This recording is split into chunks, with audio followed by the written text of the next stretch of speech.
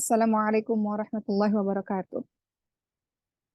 Alhamdulillahirabbil alamin wa bihi nasta'in ala umuri dunya waddin wassalatu wassalamu ala asyrafil anbiya'i wal mursalin wa ala alihi wa sahbihi ajma'in amma ba'd. Rabbi shrah li sadri wa yassir li amri wahlul 'uqdatam min lisani yafqahu qawli. Amin amin ya rabbal alamin.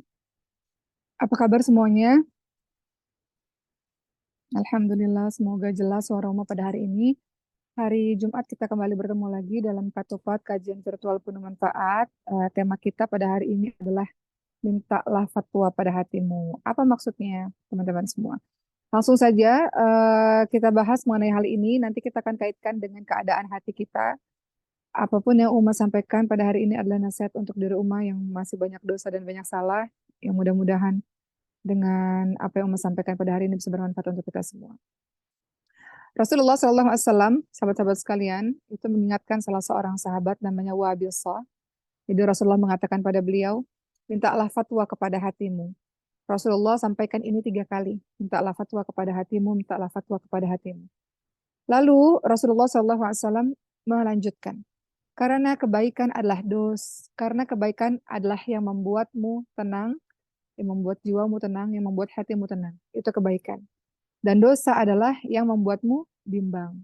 Rasulullah ingatkan, mintalah fatwa kepada hatimu 3 kali.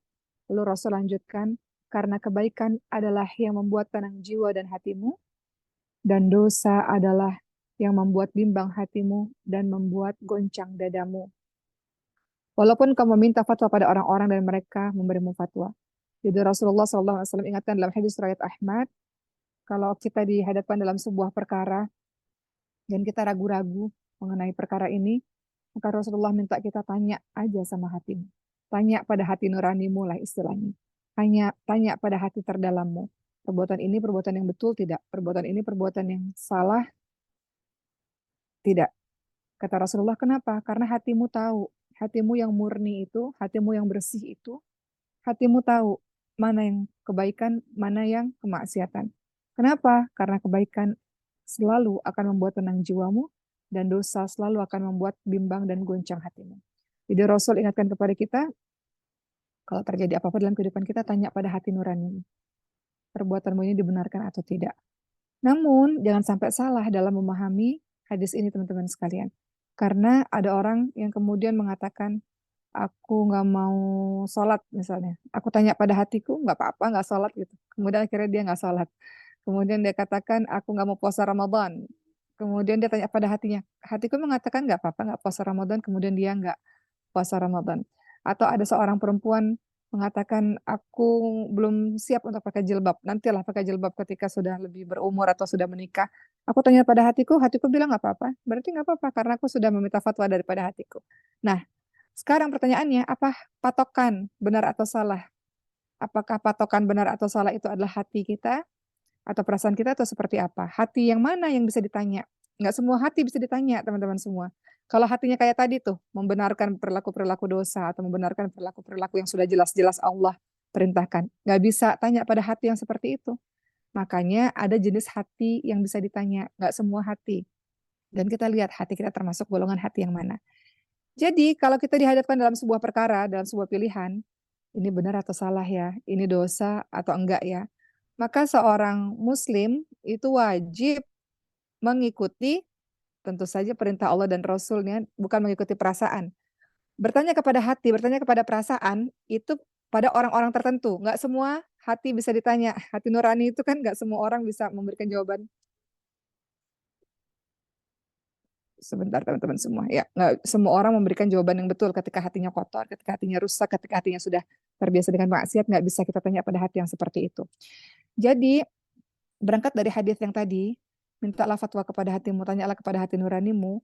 Di sini kita harus paham bahwa ketika dihadapkan pada satu pilihan, tentu yang paling utama seorang muslim patokannya adalah dalil, bukan perasaan. Perasaan atau hati itu pada orang-orang tertentu, teman-teman semua.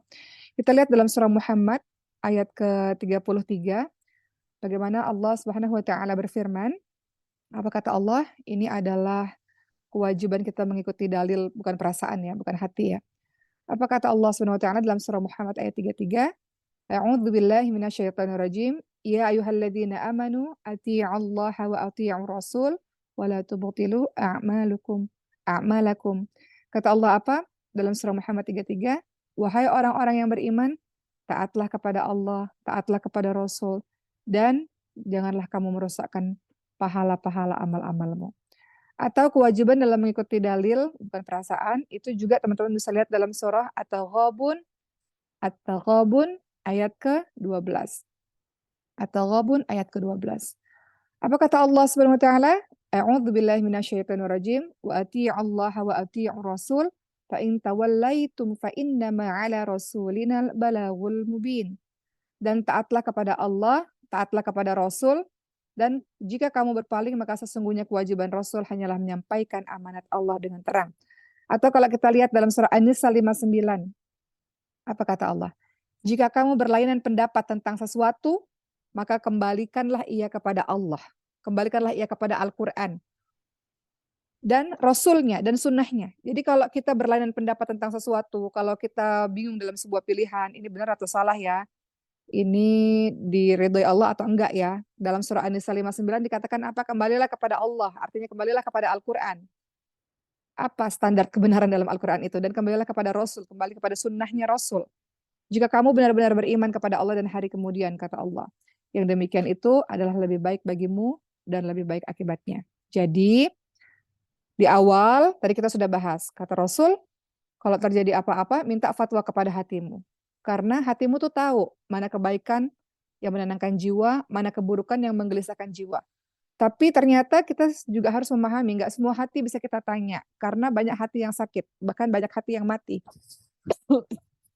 Makanya sebetulnya, kalau terjadi apa-apa dalam kehidupan kita, berbaliknya kepada Quran dan Sunnah, sesuai dengan surah An-Nisa 59. Kalau kata Allah, ini jalan yang betul, ya berarti mengikuti jalan itu. Jadi standar kebenaran itu adalah Quran dan Sunnah. Dan minta fatwa kepada hati yang seperti apa. Kita bahas pada hari ini, teman-teman semua. Jadi, setelah kita tahu, oke, berarti standar kebenaran adalah Quran dan Sunnah. Kalau terjadi apa-apa, kita kembali lagi kepada Quran dan Sunnah. Lalu bagaimana dengan hadis yang tadi?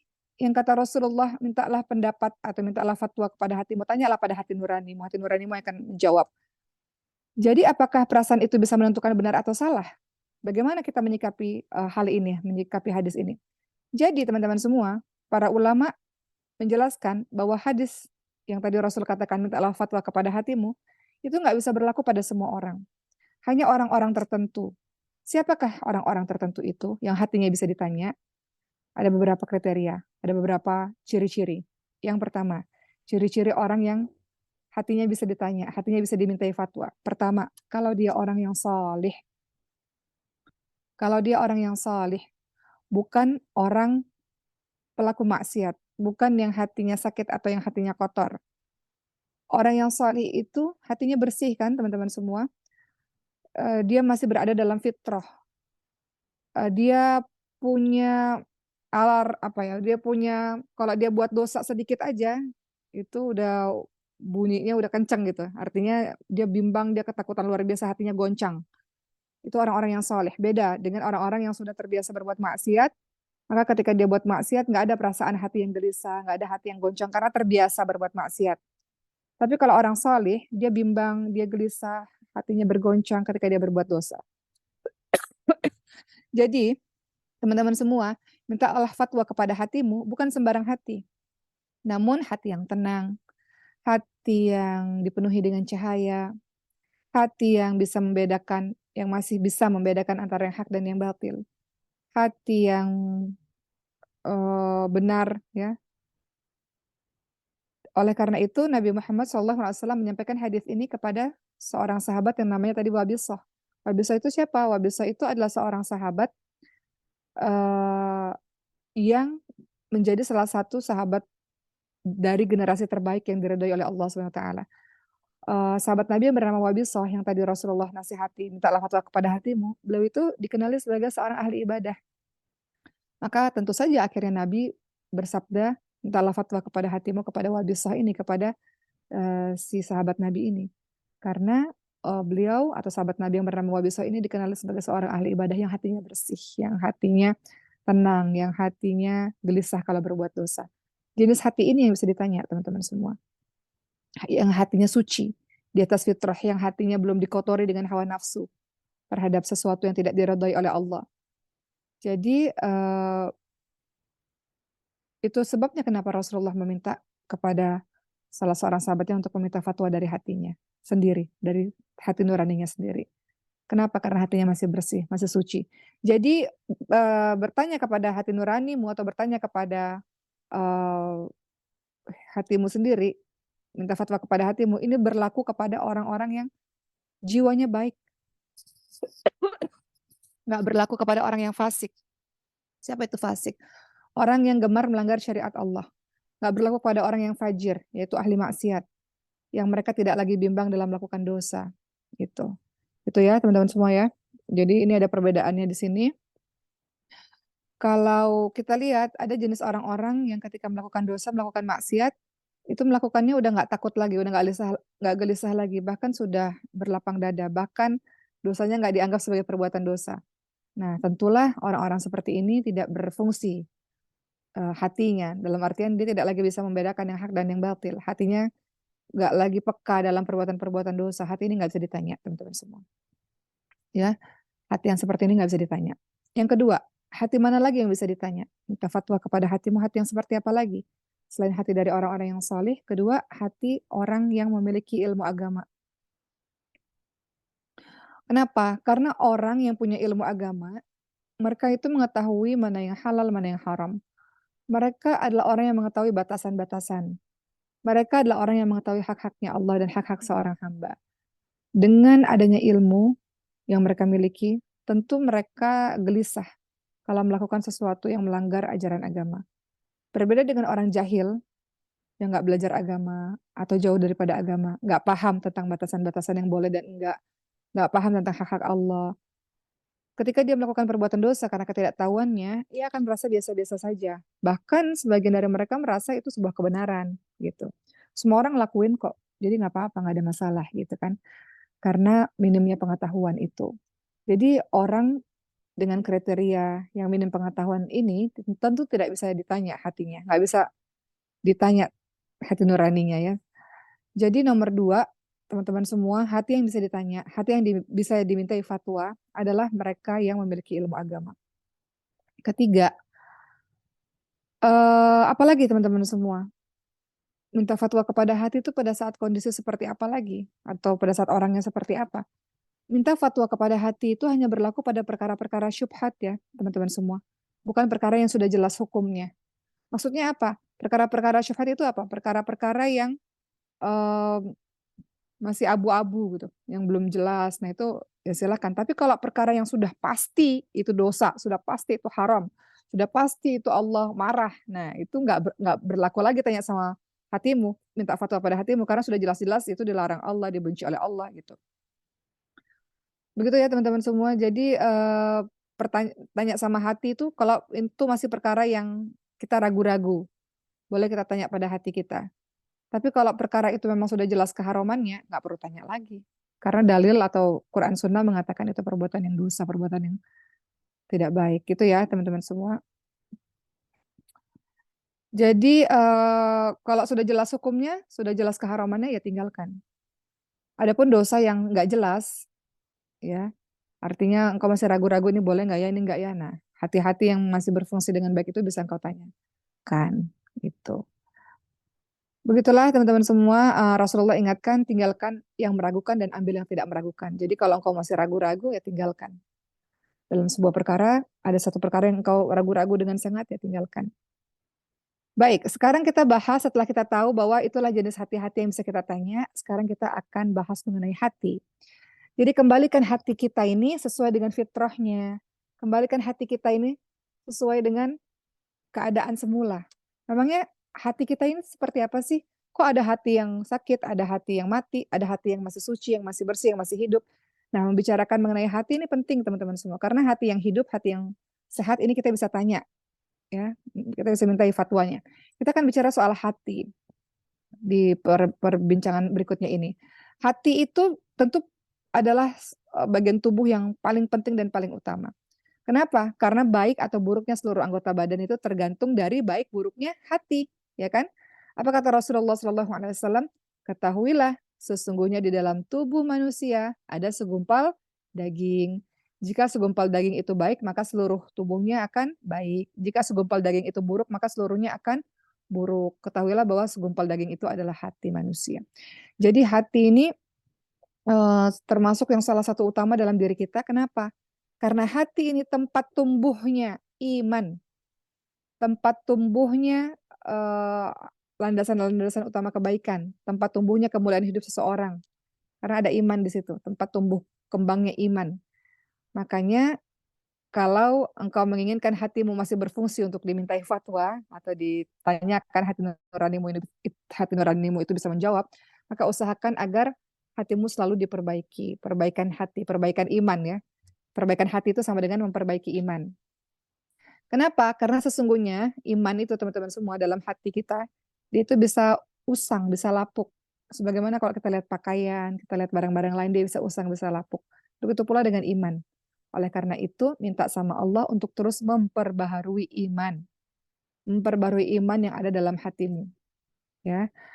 Maka kita lihat teman-teman semua manusia itu fitrahnya, dia baik. Hatinya itu baik. Hatinya itu condong pada kebaikan. Semua manusia. Allah menciptakan manusia itu lahir dalam keadaan fitrah. Apa yang maksudnya lahir dalam keadaan fitrah? Kecenderungan manusia, semua manusia itu ketika lahir kecenderungannya itu untuk mengenal Allah, mentauhidkan Allah, mengesahkan Allah, dan mudah menerima kebenaran. Kemarin Uma baru ketemu sama seorang psikolog. Uma kan nggak ngerti ya, bidang psikologi bukan bidangnya Uma.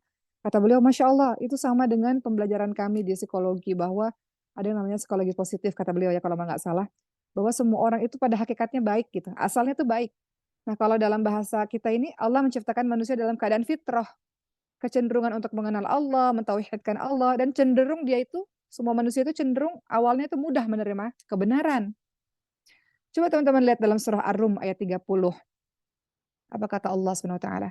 Maka hadapkanlah wajahmu dengan lurus kepada agama Allah dan tetaplah atas fitrah Allah yang telah menciptakan manusia di atas fitrah itu.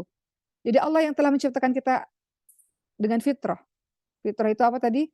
Kecenderungan untuk kita mengenal Allah, mengesahkan Allah, mentauhidkan Allah, dan kecenderungan kita untuk menerima kebenaran. Jadi manusia sudah diciptakan sesuai fitrah, mudah menerima kebenaran. Kemudian Allah lanjutkan dalam surah Ar-Rum ayat 30, tidak ada perubahan atas fitrah Allah itu, inilah agama yang lurus, tapi kebanyakan manusia tidak mengetahui. Jadi maksudnya apa teman-teman semua? Manusia itu, Allah telah jadikan akal manusia, itu kecenderungan untuk menganggap baik suatu kebenaran. Allah menjadikan akal manusia menganggap buruk sesuatu yang batil, buruk sesuatu yang uh, maksiat. Itu fitrahnya begitu. Allah ciptakan akal kita seperti itu. Allah menjadikan hati semua makhluk itu cenderung untuk menerima kebaikan ya. Allah menjadikan hati manusia sesuai fitrahnya itu rasa cinta pada kebenaran dan mengutamakan kebenaran. Ini hakikat fitrah yang dimaksud di ayat tadi yang tadi Uma baca dalam surah Ar-Rum ayat 30 tadi. Jadi kalau ada orang-orang yang keluar dari fitrah itu, yang keluar dari asalnya, aslinya manusia itu mudah menerima kebenaran dan Allah jadikan akal untuk bisa mengetahui mana yang benar, mana yang salah. Jadi fitrah manusia itu seharusnya seperti itu.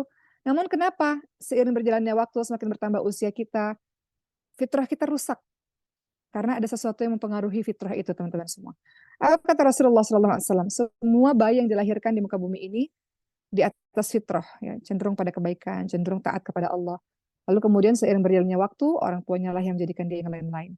Atau nanti seiring berjalannya waktu, usia kita mulai fitrah kita tidak seperti asalnya.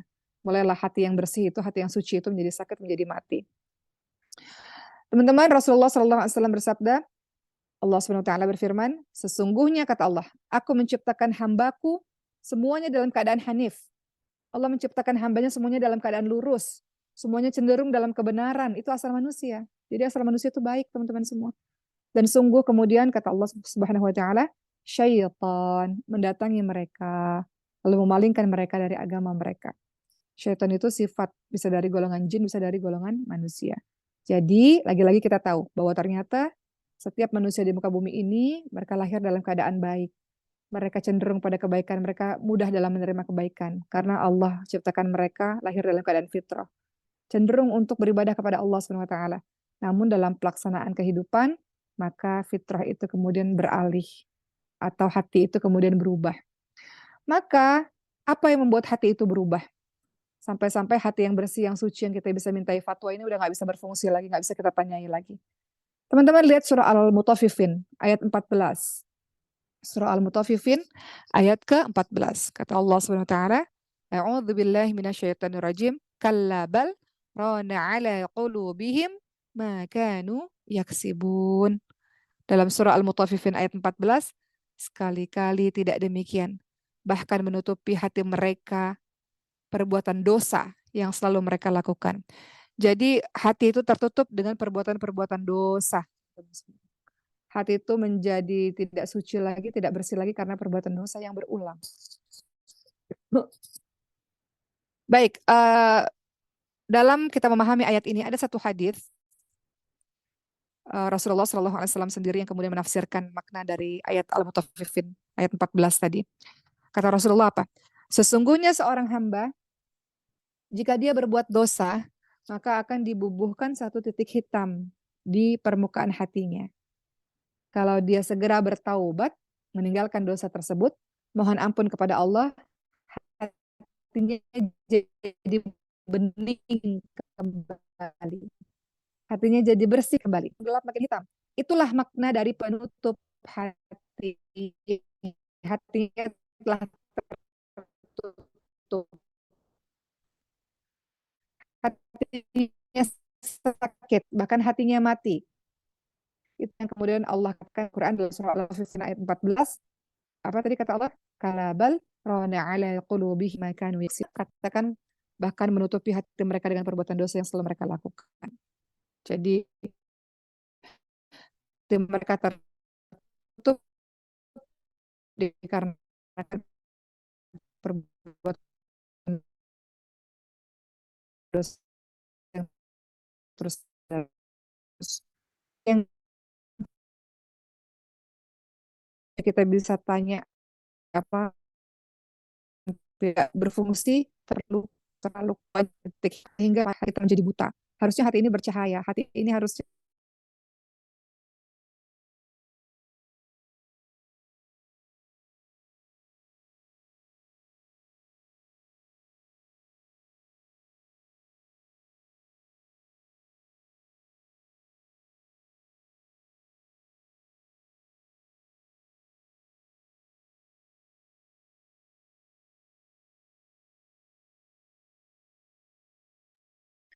Baik teman-teman, mungkin ini jaringan ya gitu. Jadi insya Allah nanti Uma akan bergabung lagi. Teman-teman jangan keluar dulu gitu.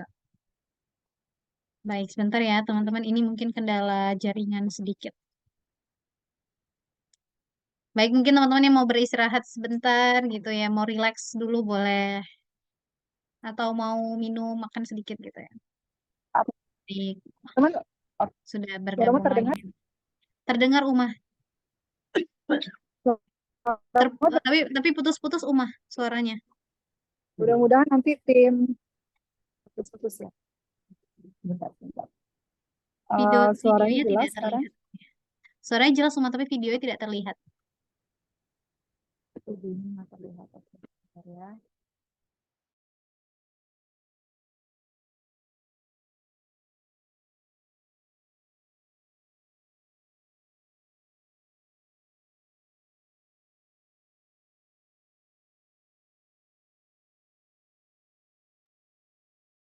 Teman-teman udah bisa dengar rumah? Belum Uma. Bentar Oh, baik, ya. udah Uma. Udah. Baik, Kalau udah kita lanjutkan.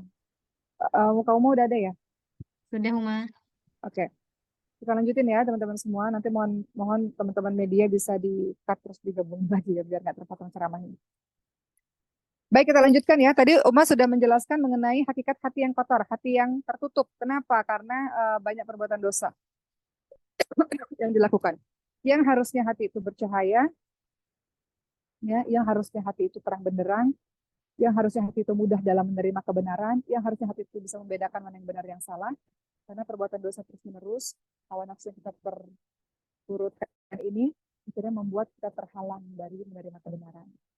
sehingga hati kita ini memandang sesuatu yang bertentangan dengan hakikatnya, gitu ya. Sehingga hati kita ini akan menganggap kebenaran itu adalah kebatilan, kebatilan adalah kebenaran. Nah, tuh bisa begitu tuh teman-teman semua. Coba teman-teman, kalau misalnya kita dalam kehidupan sehari-hari ya, pelaksanaannya gimana sih? Coba deh kalau teman-teman ingat-ingat. Suara Oma jelas ya teman-teman semua ya. Kalau jelas jempolnya boleh begini. Oke, jelas. Gambarnya jelas juga ya. Oke. Contoh sederhana. Coba teman-teman ingat dalam kehidupan teman-teman. Waktu teman-teman pertama kali buat dosa, coba. Dosa apapun itu bentuknya. Apa yang teman-teman rasakan? Takut, gelisah, nggak mau orang lain tahu, ya nggak? Goncang hatinya, nangis sama Allah, malu sama Allah, ya kan? Pertama kali teman-teman buat dosa, itu kan teman-teman rasakan takut luar biasa. Karena sejatinya dosa itu menggelisahkan jiwa. Dan kita nggak mau orang lain tahu itu dosa. Tapi coba deh, kalau dosa itu teman-teman lakukan sekali, 2 kali, 3 kali, 4 kali, berulang-ulang kali. Udah nggak ada rasa takut lagi kan? Udah nggak goncang lagi kan hatinya? Kenapa? Karena udah terbiasa. Kenapa? Karena titik hitanya sudah semakin banyak sehingga hatinya tertutup. Itulah yang dimaksud tadi dalam surah Al-Mutaffifin yang kita baca ayat ke-14. Ya. Awal engkau buat dosa, engkau ketakutan luar biasa. Tapi lama-lama engkau berbuat dosa, itu menjadi sesuatu yang kau anggap biasa. Inilah yang kemudian hatimu sudah nggak berfungsi lagi, teman-teman semua. Hati yang harusnya kita bisa tanya, kita bisa minta fatwanya, nggak berfungsi lagi. Hati kita malah akhirnya, tadi mau katakan, menganggap kebenaran adalah kebatilan, kebatilan adalah kebenaran. Jadi terbolak-balik. Begitulah ini terjadi karena apa? Karena keburukan-keburukan yang selalu dibisikkan syaitan dalam hati manusia dengan cara uh, memperturutkan hawa nafsu kita. Kita kan punya hawa nafsu ya teman-teman semua. Dan hawa nafsu yang diturutkan itulah yang membuat kita menjadi liar, menjadi tak terarah. Dan membuat hati kita yang harusnya bersih itu menjadi kotor. Teman-teman ketahuilah, nasihat buat di rumah sendiri, orang yang selalu mengikuti hawa nafsunya dengan melakukan perbuatan-perbuatan maksiat, maka setiap maksiat yang dilakukannya membawa kegelapan dalam hatinya. Setiap maksiat yang dilakukan akan padam cahaya Islam dalam hatinya. Itu yang terjadi pada diri kita, pada diri rumah juga ketika kita berbuat dosa. Maka ini menjadi tujuan utama dari para syaitan, dari syaitan untuk menutupi hati manusia. Ketika hati manusia sudah tertutup, maka akan mudah kita untuk mengikuti hawa nafsu kita. Kenapa? Hati manusia sudah mati, sudah tertutup, dan sudah berpaling dari fitrahnya yang lurus. Yang asalnya baik, yang asalnya bercahaya, yang asalnya mudah dalam menerima kebenaran, dia sudah berpaling dari fitrahnya. Maka ulama mengatakan apa? Hati yang hidup, hati yang sehat. Jika ditampakkan keburukan-keburukan, jika ditampakkan dosa dan maksiat, dia akan membenci dengan sendirinya. Hati yang hidup, hati yang sehat, ketika ditampakkan di hadapannya keburukan-keburukan, dia nggak akan menoleh. Dia akan menjauh otomatis dengan sendirinya. Berbeda dengan hati yang mati. Hati yang mati ini udah nggak bisa lagi membedakan mana yang baik, mana yang buruk. Bagaimana seorang sahabat Abdullah bin Mas'ud radhiyallahu anhu, beliau mengatakan, binasalah orang yang tidak punya hati untuk mengenal kebaikan dan mengingkari keburukan. Hatimu itu sudah Allah ciptakan sesuai dengan fitrah dirimu, sesuai dengan fitrah. Namun hatimu udah nggak berfungsi lagi. Jadi hati yang kotor, hati yang dipalingkan oleh syaitan dari fitrahnya yang lurus dan bersih. Fitrah kita lurus dan bersih. Sehingga menjadikan kita berpaling dari petunjuk Allah SWT dan menjadikan kita sulit menerima keindahan Islam, sulit menerima kebenaran. Ini ciri hati yang tersesat dari jalan Allah. Allah SWT berfirman, teman-teman lihat dalam surah Al-An'am ayat 125. Al-An'am ayat 125. Apa kata Allah SWT? Barang siapa yang Allah kehendaki untuk Allah berikan petunjuk kepadanya, niscaya Allah akan lapangkan dadanya untuk menerima Islam atau menerima kebaikan. Dan barang siapa yang dikehendaki Allah kesesatannya, Allah akan menjadikan dadanya sesak, dadanya sempit, seolah-olah ia sedang mendaki ke langit. Kita kalau buat dosa, sebenarnya dada kita sempit, teman-teman semua. Kita ngerasa sesak sebenarnya. Tapi karena dosa itu berulang-ulang, jadi kita ngerasa biasa. Ya kan? Jadi kata Allah apa? Dan barang siapa yang Allah kehendaki kesesatannya, Allah akan jadikan dadanya sesak dan sempit dengan perbuatan dosa berulang yang dia lakukan. Begitulah Allah menimpakan azab kepada orang-orang yang ingkar daripada Allah Subhanahu wa taala. Ya, jadi teman-teman semua, tentu setelah kita tahu bahwa hati kita ini punya peranan penting dalam setiap kegiatan dalam kehidupan kita karena bisa dimintai fatwanya atau dimintai jawabannya. Namun ternyata kita juga sudah tahu kita ini sebenarnya baik loh, namun dalam perjalanan kehidupan kemudian hati kita kadang-kadang nggak berfungsi. Sekarang pertanyaannya gimana? Membuat hati kita itu kembali lagi kepada asalnya. Bagaimana caranya agar kita kembali sesuai dengan fitrah kita? Ada beberapa cara teman-teman semua. Beberapa di antaranya adalah dalam surah Ar-Ra'd ya, Ar-Ra'd atau Ar-Ra'd ayat ke-28. Kalau engkau ingin mengembalikan dirimu lagi kepada jalan agama Allah, kalau engkau ingin mengembalikan hatimu berfungsi kembali, hidup kembali, bersih kembali, sehingga engkau bisa bertanya kepadanya kalau terjadi sesuatu apa-apa dalam kehidupanmu, maka caranya salah satunya adalah memperbanyak berzikir sesuai dengan surah Ar-Ra'd atau Ar-Ra'd, surah ke-13, ayat ke-28 di dalam Al-Quran. Kata Allah SWT, A'udzu billahi minasyaitonir rajim. Kata Allah, alladzina amanu wa tatma'innu qulubuhum bi dzikrillah. Ala bi dzikrillahi tatma'innul qulub. Ya. Jadi Allah Subhanahu wa taala ingatkan orang-orang yang beriman dan hati mereka menjadi tenteram dengan berzikir dengan mengingat Allah. Zikir teman-teman bisa pakai zikir tasbih teman-teman atau teman-teman bisa pakai zikir yang dipencet-pencet itu sekarang udah ada yang modern. Atau kalau nggak pakai itu, teman-teman biasakan untuk lisan ini jangan bengong, tapi biasakan lisan ini untuk berzikir. Jadi sibukkan zikir kita, lisan kita ini dengan berzikir. Itu menjadi salah satu obat yang mudah. Zikir itu kan mudah, tapi banyak orang nggak melakukannya. Menjadi salah satu obat yang mudah untuk mengembalikan kilau hatimu lagi yang sudah gelap itu, yang sudah tertutup itu. Kenapa? Karena dengan berzikir kepada Allah, semua kegundahan hati, kegalauan hati itu akan hilang. Akan berganti dengan kegembiraan, akan berganti dengan kebahagiaan, berganti dengan kesenangan. Ya, nggak ada satupun yang lebih kuat dalam mendatangkan ketentraman dalam hati manusia, teman-teman semua, melebihi zikir kepada Allah SWT. Zikir itu apa sih? Zikir itu mengingat Allah. Caranya apa? Bisa dengan lisan, bisa dengan baca Quran, bisa dengan sholat. Itu semua adalah cara-cara zikir, cara-cara untuk kita mengingat Allah SWT. Jadi, pada asalnya hati manusia ini lebih dulu kita mengenal dan menerima kebenaran. Lebih dulu kita menerima kebaikan. Keburukan itu pendatang baru yang menyusup pada hati manusia. Jadi yang awal itu adalah menerima kebenaran. Pendatang baru itu adalah keburukan-keburukan yang menyusup ke dalam hati manusia. Ya, jadi ingat apa kata Rasulullah, kebaikan adalah sesuatu yang menjadikan jiwa manusia tenang dan hatinya menjadi tentram. Dan keburukan adalah atau dosa adalah segala sesuatu yang menyusahkan jiwa. Jadi pertama adalah dengan berzikir kepada Allah. Caranya untuk mengembalikan lagi hatimu supaya bisa berfungsi untuk dimintai fatwanya atau supaya hatimu itu menjadi hati yang hidup, hati yang suci. Adalah dengan banyak berzikir kepada Allah. Kemudian yang kedua, kalau kita lihat hadisnya Nabi, sungguh kalau seorang hamba berbuat dosa maka dibuka satu titik hitam di hatinya. Kalau dia segera bertaubat, nah berarti jawabannya nomor 2 itu taubat.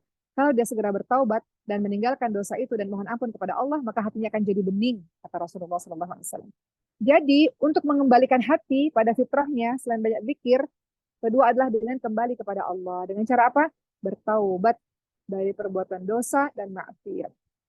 Mensucikan jiwa kita, membersihkan penyakit hati kita dengan bertaubat kepada Allah Subhanahu wa taala. Teman-teman lihat dalam surah Ali Imran ayat 164. Ali Imran ayat 164. Kata Allah apa? Sungguh Allah telah memberikan karunia yang besar kepada orang-orang yang beriman ketika Allah mengutus kepada mereka seorang rasul dari kalangan mereka sendiri yang membacakan kepada mereka ayat-ayat Allah, mensucikan diri mereka, mengajarkan kepada mereka Al-Quran dan hikmah. Ya, jadi kita lihat lagi, oh ternyata di sini ada lagi poin yang ketiga. Kalau engkau mau, kata Allah apa? Allah telah mengirimkan Rasul yang membacakan kepada mereka ayat-ayat Allah dan mensucikan diri mereka. Kalau kita mau hati kita kembali menjadi fitrah, menjadi suci, kembali kepada asalnya. Selain zikir, selain taubat, yang ketiga adalah berdekatan dengan Al-Quran. Kalau kita lihat tadi dalam surah Ali Imran 164, Allah katakan mensucikan diri. Mensucikan diri itu apa? Membersihkan diri dari berbagai macam keburukan, kan? membersihkan diri dari berbagai macam keburukan akhlak, penyakit-penyakit hati, perbuatan-perbuatan bodoh, mengeluarkan kita dari kegelapan-kegelapan menuju cahaya. Itu cara mensucikan diri. Dan ternyata obatnya selain zikir, zikir itu dengan lisan, dengan sholat dan sebagainya, taubat, dan ternyata obat yang berikutnya adalah Al-Quran. Al-Quran adalah sebaik-baik obat penyakit hati yang diturunkan oleh Allah SWT untuk menyembuhkan berbagai macam bentuk keburukan dan penyakit yang ada pada dada manusia. Al-Quran, teman-teman semua. Teman-teman lihat surah Yunus ayat 57. Apa kata Allah? Wahai manusia, sesungguhnya telah datang kepadamu nasihat atau pelajaran dari Al-Quran, dari Rabbmu, itu Al-Quran. Dan penyembuh, penyembuh, penyembuh bagi penyakit-penyakit yang ada di dada manusia. Dan petunjuk. Jadi Al-Quran itu fungsinya apa? Kata Allah dalam surah Yunus ayat 57, sesungguhnya telah datang kepadamu nasihat atau pelajaran dari Rabbmu, yaitu Al-Quran. Jadi dia berupa nasihat. Quran itu nasihat. Dan penyembuh, kata Rasulullah, kata Allah SWT. Dan penyembuh bagi penyakit-penyakit yang ada pada dada manusia. Dan petunjuk. Jadi ada nasihat dan pelajaran di sana, ada penyembuh di sana, ada petunjuk di sana. Dan rahmat, tempat rahmat bagi orang-orang yang beriman. Rahmat Allah, kasih sayang Allah turun bagi orang-orang yang berdekatan dengan Al-Quran. Jadi mudah-mudahan hari ini setidaknya kita sudah lebih memahami tentang apa yang ada pada diri kita ini. Kita punya harta yang sangat luar biasa, yaitu hati, di mana hati kita sesuai dengan fitrahnya, hati kita ini adalah baik. Namun kadang-kadang dalam perjalanan hidup manusia dia menjadi kotor, menjadi hitam, bahkan mati, tapi masih bisa kita sembuhkan, masih kita hidupkan kembali dengan cara berzikir kepada Allah, dengan cara kita bertaubat kepada Allah Subhanahu wa taala, dengan cara kita berdekatan dengan Al-Qur'an. Tentu saja dengan cara kita berdoa kepada Allah Subhanahu wa taala. Yang keempat, berdoa kepada Allah, minta sama Allah betul-betul taufik, pertolongan kepada Allah untuk kita mau bersihin hati lagi. Biar hati ini berfungsi ya Allah. Biar hati ini bergetar kalau kita berbuat dosa. Biar hati ini takut dan gelisah dan goncang kalau dia berbuat maksiat. Jadi minta sama Allah, doa sama Allah. Kemudian yang kelima, menghilangkan kelalaian hati. Dan keenam, adalah melakukan tazkiyatun nafs atau pensucian jiwa. Ya, pensucian jiwa, kita menyucikan jiwa kita. Itulah teman-teman semua, ulama mengatakan semua keburukan itu bersumber dari kelalaian hati, hati yang lalai, hati yang malas gitu ya. Dan memperturutkan hawa nafsu. Jadi lalai hati dan hawa nafsu ini bahaya karena bisa memadamkan cahaya dan bisa membutakan mata hati kita. Teman-teman lihat dalam suratul Kahf atau surah Al-Kahfi ayat 24, kata Allah, dan janganlah kamu mengikuti orang yang hatinya telah kami lalaikan dari berzikir, dari mengingat kami. Jangan ikuti orang-orang yang hatinya lalai dari mengingat Allah. Jangan ikuti orang-orang yang kata Allah menuruti hawa nafsunya. Jangan ikuti orang-orang yang melampaui batas dalam berbuat segala sesuatu. Ini semua bisa memadamkan hatimu. Semoga kita diberikan taufik oleh Allah SWT untuk kita mudah dalam membedakan mana yang hak dan yang batil lewat hati kita. Dalam hadis qudsi, apa kata Allah SWT? Wahai hambaku, kalian semua tersesat kecuali aku beri petunjuk. Maka mintalah petunjuk, mintalah taufik kepada aku, niscaya aku akan berikan petunjuk kepada kalian. Jadi minta sama Allah petunjuk atau minta sama Allah taufik ya, supaya hati kita menjadi hati yang hidup, teman-teman semua. Allah SWT luas kasih sayangnya, berlimpah kebaikan-kebaikannya, dan kebaikan terbesar salah satunya adalah taufik, pertolongan dari Allah SWT untuk mengembalikan hati kita sesuai dengan fitrahnya. Ya, begitu ya teman-teman semua. Apa kata Allah SWT dalam surah Al-A'raf ayat 56? Inna rahmatallahi qaribum minal muhsinin. Sesungguhnya kasih sayang Allah amat dekat dengan orang-orang yang senantiasa berbuat baik. Jadi kalau hatinya hidup, maka minta sama Allah, berdoa sama Allah, dan juga salah satunya banyak berbuat amal saleh, karena sesungguhnya Allah dekat dengan orang-orang yang berbuat baik. Inna rahmatallahi qaribum minal muhsinin. Al-A'raf ayat ke-56. Alhamdulillahirrabbilalamin, usai sudah perbincangan atau dakwah kita pada hari ini. Mudah-mudahan setelah ini ada langkah yang teman-teman lakukan untuk bisa membersihkan dan mensucikan hati. Dan kita minta sama Allah taufik supaya hati kita berfungsi seperti semula, seperti dulu, seperti awal sebelum kita banyak melakukan dosa demi dosa. Baik, sekian dari umat teman-teman. Terima kasih, kita ketemu Jumat yang akan datang. Insya Allah selamat melanjutkan aktivitas. Semoga Jumat ini dipenuhi dengan amal-amal soleh. Hari Jumat, jadilah atau pilihlah hari ini sebagai hari di mana kau sibuk dengan amal-amal soleh. Insya Allah. Sekian dari rumah, terima kasih. Mohon maaf lahir batin. Assalamualaikum warahmatullahi wabarakatuh.